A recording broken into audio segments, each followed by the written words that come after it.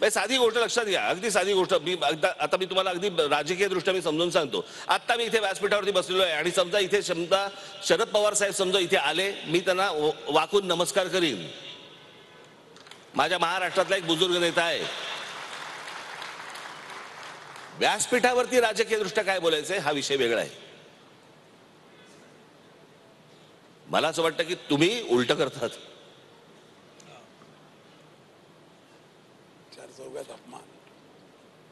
आणि ह्या सगळ्या गोष्टी माझी हात जोडून विनंती आहे तुम्हाला, मराठी सर्व कलावंतांना माझी विनंती आहे की तुम्ही एकमेकांना मान देणं गरजेचं आहे. संपूर्ण नावाने हाक मारणं तुम्ही गरजेचं आहे. त्याच्या काय त्याची वर्ष किती गेली आहेत त्याच्याप्रमाणे तुम्ही त्यांना सर म्हणणं किंवा काय म्हणणं हे गरजेचं आहे. अरुण सरनाईक यांना मला नाही आठवत अजून कोणीतरी आरू बिरू हाक मारलेली. मला नाही आठवत कोणी श्रीराम लागूंना शिरू किंवा काही अशी हाक मारलेली. लागू साहेब आलेत किंवा लागू सर आलेत आणि त्या लोकांनी देखील तेवढा त्यांचा आप राखलाच होता. मला असं वाटतं आज या कलावंतांनी ही गोष्ट सांभाळणं खूप गरजेचं आहे.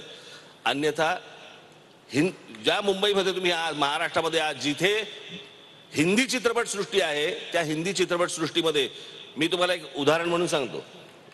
आता हा शेवट मी करून टाकतो या विषयाचा. मी मध्यंतरी एका डिरेक्टरना भेटलो, मला ते भेटले, आम्ही माझे मित्र आहेत ते. एका मी मराठी कलावंताबद्दल बोललो.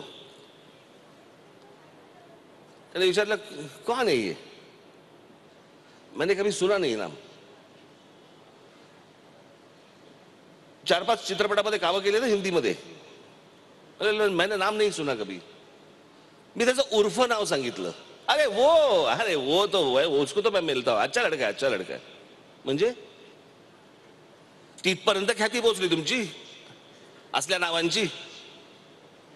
पण तीच गोष्ट ज्या वेळेला मी अशोक सराफांबद्दल बोलतो, लक्ष्मीकांत बेर्डेंबद्दल बोलतो, कुठच्याही हिंदी जेवढे माझे मित्र परिवारातले आहेत त्यांचे, ते कधीही त्यांना कुठच्या उर्फ नावाने अरे अशोक सर क्या काम करताय आदमी असंच म्हणतात.